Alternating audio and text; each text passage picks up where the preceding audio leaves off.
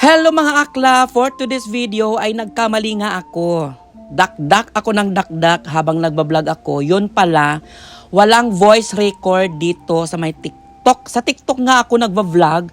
Hindi ko alam pagkatapos kong sumatsat ng sumatsat, wala namang voice. O diba nakakainis? For today's video nga, i-reveal ko nga yung aking beauty regimen bago ako pumunta sa trabaho. First and foremost, meron akong ginagamit sa gabi, meron din akong ginagamit sa pang-umaga upang punta ng trabaho. So bago natin umpisahan yan, ako nga pala si Junjun. Ang tawag nila sa akin, Mystery Ban Singapore. Maraming ang customer ang pumupunta sa salon at nagtataka sila bakit mukha akong bata. 49 years old na nga ako sa November. Pero hindi pa rin kita at hindi halata na ako ay masyunda na. Mukha pa rin akong bata kaya tuwang-tuwa sila sa akin. Akala nila 21 years old lang ako, B. Chares! Sana all 21 years old. Uy, shout out!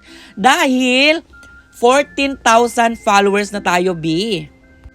Sana naman pagdating ng November at magko-49 na ako ay maging 49,000 followers na tayo, B. Kaya dapat i-repost nyo ang mga video ko para kasama ko kayong gumanda. So yun na nga, kasi itinuturing kong kaibigan itong mga followers ko sa TikTok. At sa mga kaibigan, meron akong 3 klase ng kaibigan. Yan ang i-explain ko muna. Pero bago ang lahat ng yan, ito muna yung ginagamit ko pagkatapos kong maghilamos, pagkatapos kong maligo. Catidal po yan, Vitamin C Brightening Toner Essence. Meron siyang 99% na Vitamin C. So nabili ko ito sa may Thailand shop. Diyan lang po sa second floor sa Lucky Plaza. Harapan lang po yan ng Bilis Salon. Kung pupunta ka po kayo doon, bumili po kayo ng ganito, screenshot nyo na lang po yan. Brightening po yan sa mga madilim ang mukha. Ito ang bibilhin nyo. 2 po yan, may green at saka may orange. Pero ito talaga yung ginagamit ko na kulay. Yung Catidal na Vitamin C, orange. So ilalagay mo lang yan sa inyong mga palad. At laruin mo lang yan tulad ng paglalaro sa iyo ng jowa mo. Paikot-ikot lang sa kanyang palad. And then, idadump mo lang yan sa mukha mo. Ganyan. Slowly and surely, isama mo na rin yung leeg. Yan, yung batok at saka yung kilikili. Yes, B, nakakaputi rin ito ng kilikili kaya subukan nyo at kung meron kayong mga chicken skin dyan sa inyong mga braso, pwede po yan gamitin. Ganyan, idadump mo lang po yan. Kasi pangit naman na maganda yung ating mukha pero pagdating sa ating batok at papunta sa ating liig ay hindi maganda o hindi maputi. And then, dapat hintayin nyo muna yan na mag-absorb sa inyong mga skin. At before, habang nagpapa-absorb tayo sa ating skin, explain ko nga yung 3 klase ng kaibigan dito sa TikTok at sa totoong buhay. Number 1, yung mga friends na parang mga dahon. Nandyan lang sila seasonal. Nandyan lang sila pag meron silang kailangan o nandyan lang sila kapag namamayagpag ka. Maya't maya ay mawawala na sila, mahuhulog na. Wala na, ganun. Nagpapakita lang sila kapag may kailangan o nagpapakita lang sila kapag maganda ang iyong katayuan. Pero pag pangit na, lumalayas na sila. Number 2 na kaibigan is yung mga sanga. Sila yung nandyan, pang display lang, pang paganda, pero maya't maya wala na din sila. Hindi lang pala ikaw yung kaibigan nila, marami pa silang kaibigan, kaya nga ang tawag nila is sanga-sanga. Sila yung mga binibitinan ng mga kaibigan ng mga dahon. And then, pangatlong kaibigan ay yung mga ugat. Nandyan sila pero hindi mo nakikita.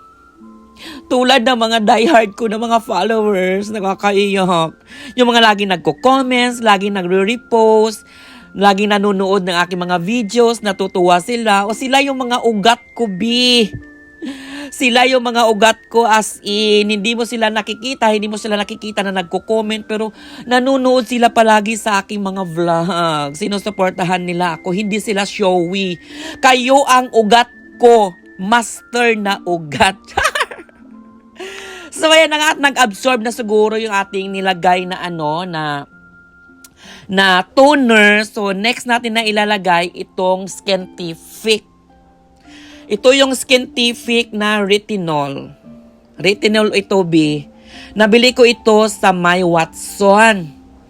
Retinol ito or Skin Renewal Moisturizer o ang sabihin ay Skin Reset. Kaya kung gumugurang ka na o nagkakaedad ka na at marami ka ng mga wrinkles, ito yung dapat mong gawin.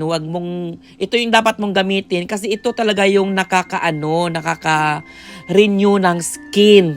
As in, paganda ito, Lubi. Kasi sa edad kong 49, dapat may mga wrinkles na ako. Pero so far, kunti mga fine lines lang naman yung mga nakikita ko dito sa mukha ko. Lalagyan mo lang yan sa iyong mga pagmumukha. Padampi-dampi lang yan. Huwag masyadong marami kasi masyadong mahal ito. Magtatanong na naman kayo ng presyo. Huwag na kayo magtanong ng presyo. Pumunta na kayo doon sa Watson. Kasi marami doon ganito.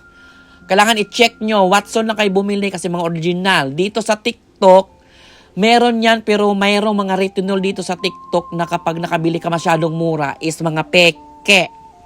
As in, hindi ko alam kung paano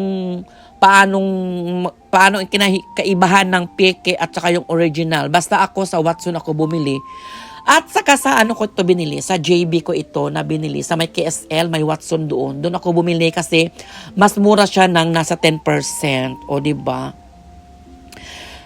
Pangit naman yung may mga wala tayong mga wrinkles sa mukha. Tapos pagdating sa liig, hindi nyo nilalagyan. Kaya lagyan din po natin. And then, ito yung sikretong malupit. Huwag nyo lang hintayin na mag-dry yung moisturizer dahil maglalagay kaagad tayo ng serum. Ito yung sunscreen. Ito yung sunscreen na ginagamit ko. Hair Choice PH. Not tinted po ito. Hindi siya tinted. Pero mayroong tinted. Nabili ko ito dyan sa Lucky Plaza. Marami dyan. Hindi na ako magbibigay kung saan ko binili.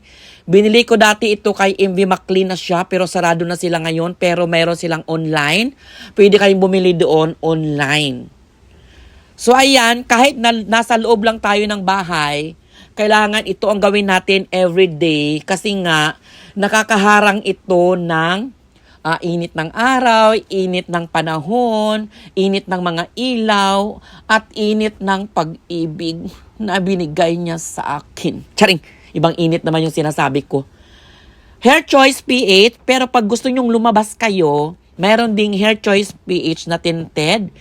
Kaya parang nagkaroon ka na rin ng foundation pag ginamit mo yon. So, blush on na lang yung kulang at saka kilay at saka lipstick. Huwag na kayong maglagay ng foundation kasi mabigat po yan sa ating mga skin. Itong Hair Choice PHB, hindi siya malagkit at hindi siya oily kaya napakagaan lang po niya sa skin natin.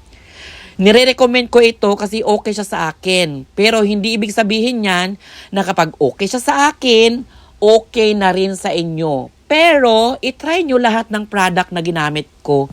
Baka hiyang kayo, baka maging hiyang kayo, edi ituloy-tuloy nyo na.